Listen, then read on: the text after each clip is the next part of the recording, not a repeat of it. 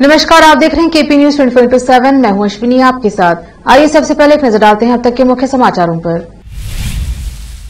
श्री श्री श्री अभिनव बाल योगी शरण शंकर लिंग महाराज के नेतृत्व में बीदर के यरनली ग्राम में 11 दिवसीय पुराण और रथ कार्यक्रम की हुई शुरुआत।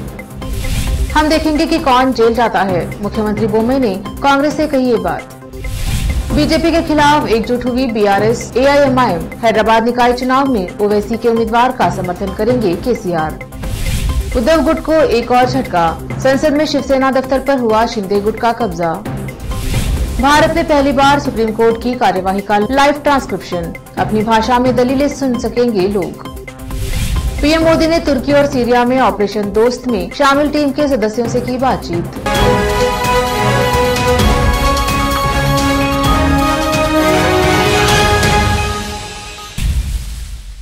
अब समाचार विस्तार से।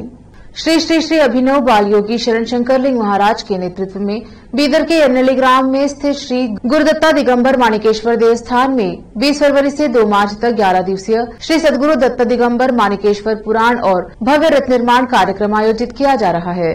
20 फरवरी को इसकी शुरुआत हुई। इस कार्यक्रम के संबंध में श्री श्री श्री अभिनव बाल योगी शरण शंकर लिंग महाराज 20 फरवरी को यरनली के देवस्थान पहुंचे।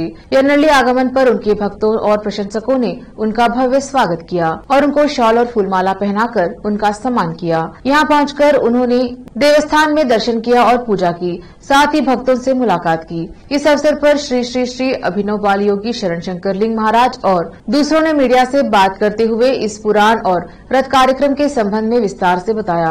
केपी न्यूज के कैमरामैन संतोष का कवरेज। ओम गुरुदेवता गुरु ब्रह्मा गुरु विष्णु गुरुदेव महेश्वर गुरु साक्षात परब्रह्म तस्मै श्री गुरुवे नमो नमः।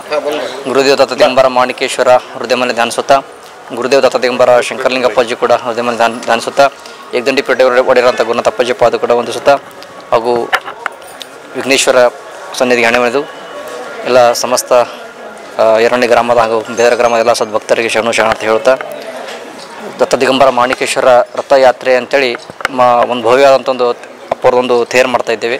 ಆ ನಿಮಿತ್ತವಾಗಿ ಏನಪ್ಪ ಅಂದ್ರೆ ಪ್ರತಿ ಹಳ್ಳಿದಾಗ ಏನಪ್ಪ ಅಂದ್ರೆ ರಥಯಾತ್ರೆ ಅಂತೇಳಿ ಪ್ರತಿ ಹಳ್ಳಿದಾಗ ಏನಪ್ಪ 11 ದಿವಸ ಏನಪ್ಪ ಅಂದ್ರೆ ಕಲಬುರಗಿ ಶರಣಬಸವೇಶ್ವರ ಪುರಾಣ ಕಾರ್ಯಕ್ರಮ ಮಾಡ್ತಾ ಇದ್ದೇವೆ। ಮಾಡೋ ಉದ್ದೇಶ ಏನಪ್ಪ ಅಂದ್ರೆ ತೇರ ಹ್ಯಾಂಗಾದ್ರೂ ಮಾಡ್ಬೋದು ತೇರ, ಆದರೆ ಪ್ರತಿ ಜನರಿಗೆ ಏನಪ್ಪ ಅಂದ್ರೆ ಒಂದು ಒಳ್ಳೆ ಮಾರ್ಗ ತೋರಿಸಿ, ಒಂದು ಜ್ಞಾನದ ಮಾರ್ಗ ತೋರಿಸಿ, ಅಲ್ಲಿ ಸತ್ಸಂಗ ಮಾಡಿ ಎಲ್ಲ ಜನರನ್ನು ಮನಸ್ಸನ್ನು ಅಂದಾಗ ಈ ಸಮಾಜ ಹಂಗಾಗಪ್ಪ ಅಂದ್ರೆ ಬರೀ ಸ್ವಾರ್ಥ ಬರ್ತೈತೆ, ನಿಸ್ವಾರ್ಥವಾಗಿ ಒಂದು ಒಳ್ಳೆ ಚಟಕ್ಕೆಲ್ಲ ಭಾಳ ಒಂದು ಬಲಿಯಾಗ್ತಾ ಇದ್ದಾರೆ। ಸ್ವಲ್ಪ ಕುರಿತು ಏನಪ್ಪ ಅಂದ್ರೆ ಸ್ವಲ್ಪ ಜ್ಞಾನವನ್ನು ಮೂಡಿಸೋ ಉದ್ದೇಶಿಸಿಕೊಂಡು ಪ್ರತಿ ಹಳ್ಳಿದಾಗ ಏನಪ್ಪ ಪಾದಯಾತ್ರೆ ಹಾಗೂ ತಾಯಂದ್ರೆ ಉಡಿ ತುಂಬ ಕಾರ್ಯಕ್ರಮ, ಈ ರಥಯಾತ್ರೆ ನಿಮಿತ್ತವಾಗಿ ಅಪ್ಪರು ಮಹಾಯೋಗಿ ಮಾಣಿಕಪುರದ ಏನಪ್ಪ ದೊಡ್ಡ ತೇರನ ನಿಮಿತ್ತವಾಗಿ ಪ್ರತಿ ಹಳ್ಳಿಗೆ ಏನಪ್ಪ ಅಂದ್ರೆ 11 ದಿವಸ ಕಾರ್ಯಕ್ರಮ ಮಾಡ್ತಾ ಇದ್ದೇವೆ। ಅದಕ್ಕೆ ಎಲ್ಲ ಸದ್ಭಕ್ತರು ಏನಪ್ಪ ಅಂದ್ರೆ ಆ ಕಾರ್ಯಕ್ರಮ ಭಾಗಿಯಾಗಿ ನೀವೆಲ್ಲ ಏನಪ್ಪ ಅಂದ್ರೆ ಆ ಕಾರ್ಯಕ್ರಮ ನೋಡಿದ್ರಪ್ಪ ಅಂದ್ರೆ ಗೊತ್ತಾಗ್ತಾ ಭಾಳ ನಾವು ಈಗ ಸದ್ಯ ಏನಪ್ಪ 25ನೇ ಊರು ಏನಪ್ಪ ಅಂದ್ರೆ ಅಪ್ಪರ ಜನ್ಮತಾಳಿ ಅಂತ ಯರನಳ್ಳಿ ಗ್ರಾಮದಾಗ ಏನಪ್ಪ ಈ ಕಾರ್ಯಕ್ರಮ ಮಾಡ್ತಿದ್ದೇವೆ। 25, 24 ಎಲ್ಲ ಕಡೆ ಈಗ ಇವತ್ತು ನಿರ್ಣಯ 24 ಮುಗಿತು, 25ನೇ ಊರು ಏನಪ್ಪ ಯರನಳ್ಳಿ ಗ್ರಾಮದಾಗ ಮಾಡ್ತಾ ಇದ್ದೇವೆ। ಯಾಕಪ್ಪ ಅಂದ್ರೆ ಅದು ಒಂದು 25ನೇ ಒಂದು ಸಿಲ್ವರ್ ಜಬ್ಲಿ ಅಂತಾರಲ್ಲ, ಆ ರೀತಿಯಾಗಿ ಅದು ಅಪ್ಪರ ಊರಾಗೆ ಮಾಡಬೇಕು ಅನ್ನೋ ಉದ್ದೇಶಿಕೊಂಡು ಯರನಳ್ಳಿಗೆ ಮಾಡ್ತಾ ಇದ್ದೇವೆ। ಅದೇ ರೀತಿಯಾಗಿ ಪ್ರತಿಯೊಂದು ಸುಮಾರು ಒಂದು 100 ಹಳ್ಳಿ ಆಗ್ಬೋದು ಎಲ್ಲ ಅಪ್ಪರ ಊರುಗಳು, ಪ್ರತಿ ಹಳ್ಳಿಯಾಗ ಏನಪ್ಪ ಅಂದ್ರೆ 11 ದಿವಸ ಕಾರ್ಯಕ್ರಮ ಮಾಡ್ತಿದ್ವಿ। ಆಲ್ಮೋಸ್ಟ್ ಏನಪ್ಪ ಇದೀಗ ಥೇರಿಂಗ್ ಕೆಲಸ ಕೂಡ ನಡೀತಾ ಇದೆ। 24ನೇ 2024 ಏನಪ್ಪ ಅಂದ್ರೆ ಆಲ್ಮೋಸ್ಟ್ ಥೇರ್ ಬರ ಡೇಟ್ ಅನೌನ್ಸ್ ಮಾಡ್ತೀವಿ। ಅದಕ್ಕಾಗಿ ಪ್ರತಿ ಹಳ್ಳಿಯಾಗ ನಾವು ಈ ರೀತಿ ಕಾರ್ಯಕ್ರಮ ಮಾಡಿ ಯುವಕರಿಗೆಲ್ಲ ಒಂದು ಜಾಗೃತಿ ಮೂಡಿಸಿ, ಒಟ್ಟಾಗಿ ಏನಪ್ಪ ಅಂದ್ರೆ ನಮ್ಮ ಧರ್ಮ ಅಂದ್ರೇನು, ನಾವು ಎದಕ್ಕಾಗಿ ಹುಟ್ಟಿದ್ದೀವಿ, ನಾವು ಏನು ಆಗಬೇಕಾಗ್ಯದ ಜಗತ್ತಿನಲ್ಲಿ ಏನಾದರೂ ನಾವು ಏನಪ್ಪ ಎಲ್ಲ ಒಂದು ಇಲ್ಲೇ ಬಿಟ್ಟಾಗಿದೆ, ಆದರೆ ಒಂದು ಒಳ್ಳೆಯ ಇರೋಂಥ ಕೆಲಸಗಳು ಮಾಡ್ಬೇಕಾದ್ರೆ ಕೆಲವೊಂದು ಜಾಗೃತಿ ಮೂಡಿಸೋಂಥ ಕೆಲಸ ಮಾಡಬೇಕಾಗಿದೆ। ಗೋ ರಕ್ಷಣೆ ಆಯಿತು, ರೈತರಿಗಾಯಿತು, ನಮ್ಮ ಸೈನಿಕರಿಗಾಯಿತು, ಪ್ರತಿಯೊಂದು ಏನಪ್ಪ ಅಂದ್ರೆ ಜನರಿಗೆ ಏನಪ್ಪ ಅಂದ್ರೆ ಅವ್ರ ಬಗ್ಗೆ ಮೂಡಿಸೋಂಥ ಕೆಲಸ ಮಾಡೋ ಸಲಕ್ಕೆ ಈ ರಥಯಾತ್ರೆ ನಿಮಿತ್ತವಾಗಿ ನಾವು ಈ ಕಾರ್ಯಕ್ರಮ ಮಾಡ್ತಾ ಇದ್ದೀವಿ। 11 ದಿವಸ 11 ದಿವಸ ಪ್ರತಿ ಊರ 11 ದಿವಸ ಮಾಡ್ತಿದ್ದೇವೆ। ಯರನಳ್ಳಿ ಕೂಡ 11 ದಿವಸ ಮಾಡ್ತೀವಿ। ಇವತ್ತಿಂದ ಸ್ಟಾರ್ಟ್, ಸಾಯಂಕಾಲಿಗೆ 8-8:30 ಸ್ಟಾರ್ಟ್ ಆಗ್ತದೆ ಕಾರ್ಯಕ್ರಮ। गुरुदेव दत्ता दिगंबर माणिकेश्वर के मंदिर में बाल योगी शरण शंकर लिंग महाराज का नेतृत्व में कलमोड़ युवा इनके दिव्य सन्निधि में हमारा यरनली गांव में सुक्षेत्र के दत्ता दिगंबर माणिकेश्वर के मंदिर में उनका 11 दिन का पुराण चल रहा है। इसलिए सभी भक्तों को विनंती है, यरनली ग्राम वास्ते के वास्ते और उनका यरनली ग्राम कमेटी के वास्ते सभी को गुजारिश करते हैं कि यरनली गांव में 11 दिन का सप्ताह कार्यक्रम में सभी लोग आके पुण्य क्षेत्र में पाल शामिल होके आप भी पुण्य क्षेत्र के एक करना होला बोल के सभी यरनली गांव के वास्ते आपको प्रार्थना करते हैं। और उनके कार्यक्रम में 11 दिन का कार्यक्रम है।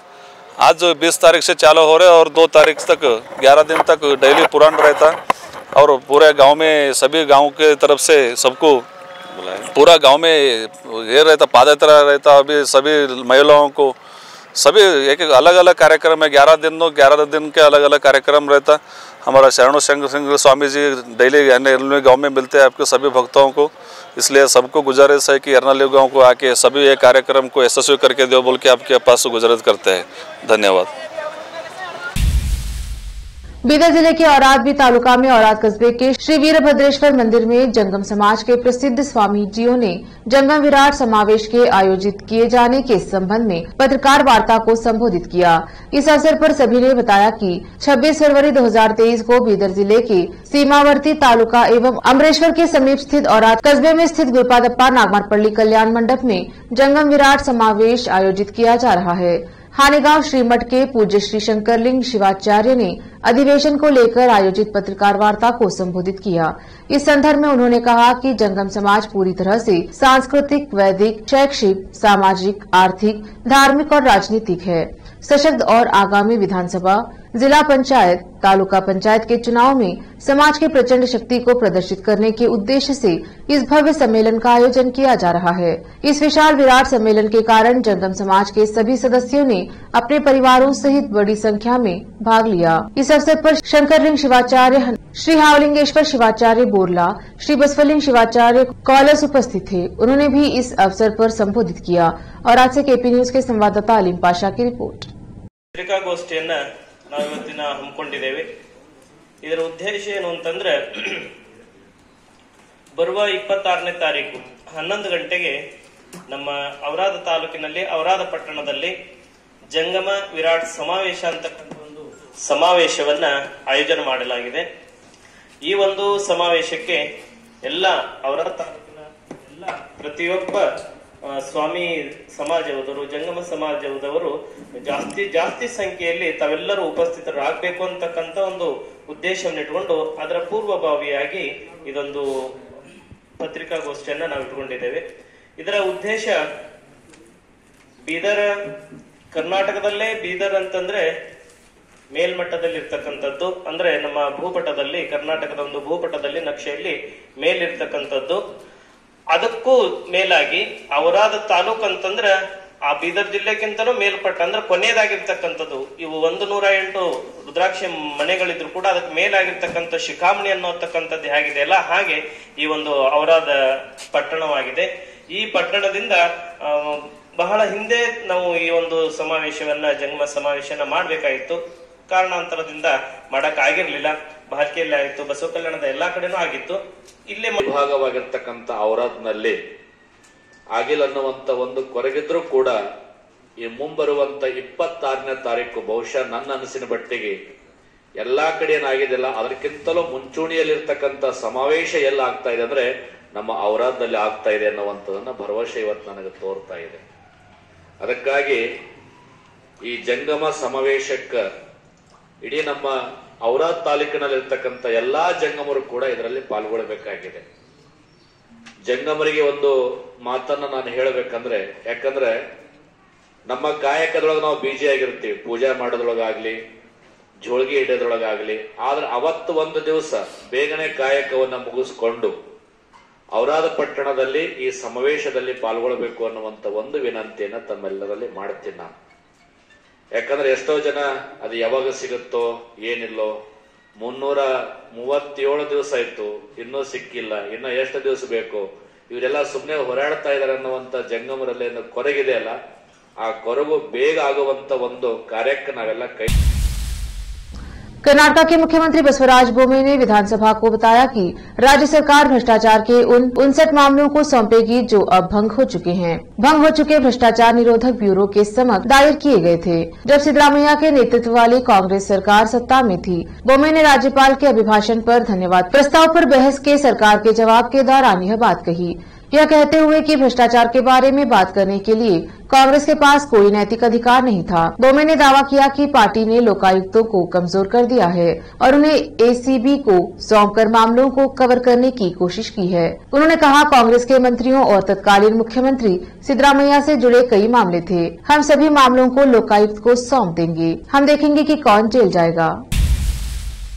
हैदराबाद स्थानीय निकाय चुनाव में एमएलसी सीट आवंटित करने के एआईएमआईएम के अनुरोध पर विचार करते हुए बीआरएस प्रमुख और तेलंगाना के मुख्यमंत्री केसीआर ने एआईएमआईएम का समर्थन करने का फैसला किया है। सीएम ने एआईएमआईएम को सीट आवंटित करने और हैदराबाद स्थानीय निकाय निर्वाचन क्षेत्र के द्विवार्षिक चुनाव में उनके उम्मीदवार को पूर्ण समर्थन देने का फैसला किया है। तेलंगाना सीएमओ ने इसकी जानकारी दी है। मुख्यमंत्री केसीआर के समर्थन के ऐलान के बाद एआईएमआईएम प्रमुख असदुद्दीन ओवैसी ने ट्वीट करते हुए लिखा कि एमएलसी चुनाव के लिए हमारे उम्मीदवार का समर्थन करने के लिए हम तेलंगाना के मुख्यमंत्री को धन्यवाद देते हैं। तेलंगाना के मुख्यमंत्री केसीआर की पार्टी बीआरएस और असदुद्दीन ओवैसी की पार्टी एआईएमआईएम राज्य में भाजपा को रोकने के लिए यह रणनीति तैयार की है। दोनों पार्टियां मिलकर भाजपा के वोटरों में सेंध लगाना चाह रही हैं। चुनाव आयोग के फैसले के बाद शिंदे गुट ने लोकसभा सचिवालय को पत्र लिखकर संसद भवन में शिवसेना संसदीय दल का दफ्तर उन्हें देने का अनुरोध किया था। लोकसभा सचिवालय ने इस अनुरोध को स्वीकार कर लिया है, जिसके साथ ही संसद भवन में कमरा नंबर 128 शिंदे गुट यानी शिवसेना का हो गया है। लेते हैं छोटा सा ब्रेक, जल्द लौटेंगे ब्रेक के बाद। लोकल और इंटरनेशनल न्यूज की सबसे बेहतर कवरेज जो आपको रखती है हर पल बाखबर। देश और दुनिया भर की खबर के लिए देखते रहें KP news 24/7। Noor education trust Bidar की ओर से चलाए जाने वाला Noor MEd and BEd college Bidar, recognized by NCTE Delhi and affiliated to Gulbarga University, Gulbarga. Admission are open for the academic year 2022-23. विशेषज्ञ और सक्षम शिक्षकों द्वारा शिक्षा प्राप्त करने के लिए नूर एमएड एंड बीएड कॉलेज में दाखिला लें और शांत वातावरण में शिक्षा प्राप्त करें। बीदर शहर में बेहतर शिक्षा का एकमात्र केंद्र Noor MEd and BEd college, Shahpur gate, Bidar. Phone numbers 9945283920, 8482221297। Break के बाद स्वागत है आपका। देखते हैं आगे के समाचार। मोदी सरकार ने बीते साल जल, स्थल और वायु तीनों सेनाओं के लिए जवानों की भर्ती प्रक्रिया में बदलाव करते हुए अग्निपथ योजना की घोषणा की थी। इसी के साथ ही एनडीए सरकार ने भर्ती नियमों में भी काफी बदलाव किया था। केंद्र सरकार ने अब अग्निपथ योजना के तहत भर्ती नियमों में बड़ा बदलाव किया है। नए नियमों के मुताबिक आईटीआई यानी औद्योगिक प्रशिक्षण संस्थानों और पॉलिटेक्निक पास युवाओं को भी मौका मिलेगा। इससे प्री स्किल्ड युवाओं को विशेष प्रोत्साहन मिलेगा। इसके साथ ट्रेनिंग टाइम भी कम होगा। सरकार ने अग्निपथ भर्ती प्रक्रिया में भाग लेने के लिए पात्रता मापदंड को बढ़ा दिया है। अब प्री स्किल्ड युवा भी सेना की इस भर्ती में शामिल हो सकते हैं। नए नियमों के अनुसार अब आईटीआई और polytechnic pass out technical branch में आवेदन कर सकते हैं। माना जा रहा है कि इससे प्री स्किल्ड युवाओं को विशेष प्रोत्साहन मिलेगा। इन बड़े बदलाव के बाद अब बड़ी संख्या में युवा उम्मीदवार अग्निपथ योजना में शामिल हो सकेंगे। भारत के इतिहास में पहली बार आज सुप्रीम कोर्ट की कार्यवाही की लाइव ट्रांसक्रिप्शन की गई है। Chief justice of India DY Chandrachud के कोर्ट रूम में पहली बार 21 फरवरी को सुबह 10:30 पर ये प्रयोग के लिए लाइव ट्रांसक्रिप्शन को लॉन्च किया गया, जो सफल रहा। लाइव ट्रांसक्रिप्शन के जरिए लोग जज के फैसले, टिप्पणी और सुझाव के साथ साथ दोनों ओर के वकील की दलीलों को लाइव अपनी भाषा में सुन सकेंगे। इससे कोर्ट में भाषा की दीवार खत्म होगी। अभी यह प्रायोगिक तौर पर शुरू की गई है, बाद में इसे पूरी तरीके से शुरू करने की योजना है। सुप्रीम कोर्ट में होने वाली सुनवाई के लाइव ट्रांसक्रिप्शन के लिए पहली बार नेचुरल लैंग्वेज प्रोसेसिंग का यूज किया जाएगा। साथ ही आर्टिफिशियल इंटेलिजेंस और टेक्नोलॉजी का इस्तेमाल होगा। कांग्रेस नेता राहुल गांधी ने मंगलवार 21 फरवरी को प्रधानमंत्री नरेंद्र मोदी के नेतृत्व वाली बीजेपी को हराने के लिए एक रणनीति बताई है। उन्होंने कहा कि अगर सभी विपक्षी दल एक साथ आए और विकल्प पेश करे तो बीजेपी को 2024 के चुनाव में हराया जा सकता है। उन्होंने एक इंटरव्यू में कहा, अगर भारत के दो दृष्टिकोण एक दूसरे का सामना करते हैं तो हम जीतने में सक्षम होंगे। राहुल गांधी ने इंटरव्यू में हिंदुओं और मुसलमानों के बीच हुए ध्रुवीकरण की बात को भी स्वीकार किया। हालांकि जोर देकर ये भी कहा कि स्थिति उतनी भयानक अचानक नहीं है, क्योंकि मीडिया इसी सरकार के इशारे पर लोगों को गरीबी, अशिक्षा, महंगाई, छोटे मोटे संकट जैसे वास्तविक मुद्दों से विचलित करने के सिवान में एक आम सभा को संबोधित करते हुए प्रशांत किशोर ने पीएम मोदी पर कटाक्ष करते हुए कहा कि मोदी जी ने बिहार में विकास किया या नहीं, महंगाई कम हुई या नहीं, बिहार के लड़कों को रोजगार मिला या नहीं। इन सब बातों को थोड़ी देर के लिए भूल भी जाए तो क्या मोदी जी ने बिहार के लिए एक भी बैठक की? प्रशांत किशोर ने कहा कि मैं आपको चुनौती देता हूं कि मोदी जी पिछले 9 सालों से प्रधानमंत्री हैं। यदि 9 सालों में मोदी जी ने बिहार के लिए कोई एक बैठक की हो तो आप मुझे खबर दिखा दीजिए। मैं कल से ही मोदी जी का झंडा लेकर घूमने को तैयार हूँ। बिहार की जनता ने सब कुछ भूलकर मोदी जी को वोट दिया और 40 में से 49 सीट जिता कर दी। लेकिन क्या बिहार की इतनी भी औकात नहीं है कि बिहार के लिए मोदी जी एक बैठक कर सकते हैं? मोदी जी 16 से 17 घंटे काम करते हैं, लेकिन बिहार के विकास के लिए 1 मिनट भी समय मोदी जी को नहीं मिल पा रहा है। इसमें गलती मोदी जी की नहीं है, गलती हमारी है जो हम उनको वोट देते हैं। बिहार से केपी न्यूज के लिए संत कुमार गोस्वामी की रिपोर्ट। सब बात छोड़ दी, हटाई किनारे, तो भाजपा के वोट पर वो मानी ना, सब बात चलो भाई ठीक बात हटावे एकरा के। 9 बरस से मोदी जी प्रधानमंत्री हैं और 9 बरस में मोदी जी ने अगर बिहार के विकास के लिए एक बैठक किया है, आप हमको खबर दिखा दीजिए, हम कल से मोदी जी का झंडा लेके घूमने को तैयार। 9 बरस में उस आदमी ने एक बैठक तक नहीं किया कि भाई बिहार के आदमी जात धर्म भुला के सब आदमी हमनी के वोट देले बा। 40 में से हमनी के 39 गो MP जितैले मानी जा, हमनी के एगो बैठकों भर के औकात नहीं थे। 16-16 घंटा माननीय काम करता बतावल जाता कि मोदी जी सुततो नहीं खन 16 घंटा कामे करता। अरे तो 1 घंटा निकाल लेता भाई बिहारों खातिर, हमनी के एगो बैठक कर लेता। काम हो चाहे ना हो, कम से कम एगो बैठक तो होके के चाहिए कि भाई बिहार के कैसे सुधारल जाई। तो जब अगर एकरा बावजूद जाके रहुआ कमल के वोट दबाई तो गलती मोदी जी के बाकी राउंड हमार बा, हमनी के गलती बा। अब वक्त एक और छोटे से ब्रेक का, जल्द लौटेंगे ब्रेक के बाद। लोकल और इंटरनेशनल न्यूज की सबसे बेहतर कवरेज जो आपको रखती है हर पल बाखबर। देश और दुनिया भर की खबर के लिए देखते रहें KP news 24/7। Noor education trust Bidar की ओर से चलाए जाने वाला Noor MEd and BEd college Bidar, recognized by NCTE Delhi and affiliated to Gulbarga University, Gulbarga. Admission are open for the academic year 2022-23. विशेषज्ञ और सक्षम शिक्षकों द्वारा शिक्षा प्राप्त करने के लिए नूर एमएड एंड बीएड कॉलेज में दाखिला लें और शांत वातावरण में शिक्षा प्राप्त करें। बीदर शहर में बेहतर शिक्षा का एकमात्र केंद्र Noor MEd and BEd college, Shahpur gate, Bidar. Phone numbers 9945283920, 8482221297। Writer Javed Akhtar ने हाल ही में पाकिस्तान में जाकर उन्हीं पर निशाना साधा है। उन्होंने कार्यक्रम में याद दिलाया कि 26/11 के आतंकवादी हमलों के अपराधी अभी भी खुलेआम घूम रहे हैं। बता दें कि जावेद अख्तर हाल ही में पाकिस्तान में मशहूर उर्दू शायर फैज अहमद फैज की याद में आयोजित एक समारोह में शामिल होने पहुंचे थे। एक व्यक्ति ने उनसे पूछा कि आप कई बार पाकिस्तान गए हैं, जब आप वापस जाते हैं तो क्या आप अपने लोगों को बताते हैं कि ये अच्छे लोग हैं, वे न केवल हम पर बमबारी कर रहे हैं बल्कि हमें माला और प्यार से बधाई भी दे रहे हैं। इसके जवाब में 26/11 के आतंकी हमले को याद करते हुए जावेद अख्तर ने जवाब दिया, आइए हम एक दूसरे को दोष न दें, इससे मुद्दों का समाधान नहीं होगा। जो गर्म है फिजा वो कम होनी चाहिए। हम पर हमला हुआ, हम तो बम्बई लोग हैं, हमने देखा वहाँ कैसे हमला हुआ था। वो लोग नॉर्वे से तो नहीं आए थे, न मिस्र से आए थे, वो लोग अभी भी आपके मुल्क में घूम रहे हैं। तो ये शिकायत अगर हिंदुस्तानी के दिल में हो तो आपको बुरा नहीं मानना चाहिए, अभी भी आपके देश में मौजूद हैं। इसीलिए अगर कोई भारतीय इस बारे में शिकायत करता है तो आपको नाराज नहीं होना चाहिए। अजय देवगन और काजोल की बेटी न्यासा देवगन ने हाल ही में अहमदनगर के ग्रामीण इलाके में एक कार्यक्रम में हिस्सा लेने पहुंची। इवेंट से न्यासा की तस्वीरें सोशल मीडिया पर सामने आई हैं। बता दें कि अजय देवगन ग्रामीण क्षेत्रों में अलग अलग पहलुओं पर काम कर रहे हैं। उनकी बेटी न्यासा भी ग्रामीण इलाकों में पूरे उत्साह के साथ बच्चों को पढ़ाई के लिए प्रोत्साहित करने का काम करती है। इस दौरान न्यासा पारंपरिक परिधान में नजर आई। उन्होंने पीले रंग का सलवार सूट पहना था और बिंदी लगाई थी। एक तस्वीर में वह कार्यक्रम में छात्रों के साथ बातचीत के दौरान उत्साहित और खुश नजर आ रही है। एक अन्य तस्वीर में न्यासा ने पारंपरिक महाराष्ट्रीय पोशाक पहने महिलाओं और पुरुषों के साथ पोज देती हुई एक बड़ी मुस्कान बिखेर रही हैं। आखिर में फिर एक बार देखते हैं मुख्य समाचार। श्री श्री श्री अभिनव बाल योगी शरण शंकर लिंग महाराज के नेतृत्व में बीदर के यरनली ग्राम में 11 दिवसीय पुराण और रथ कार्यक्रम की हुई शुरुआत।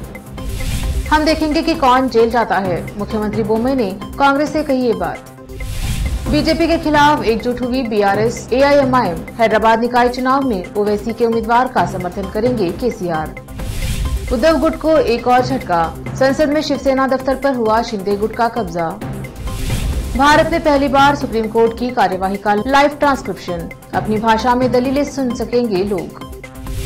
पीएम मोदी ने तुर्की और सीरिया में ऑपरेशन दोस्त में शामिल टीम के सदस्यों से की बातचीत।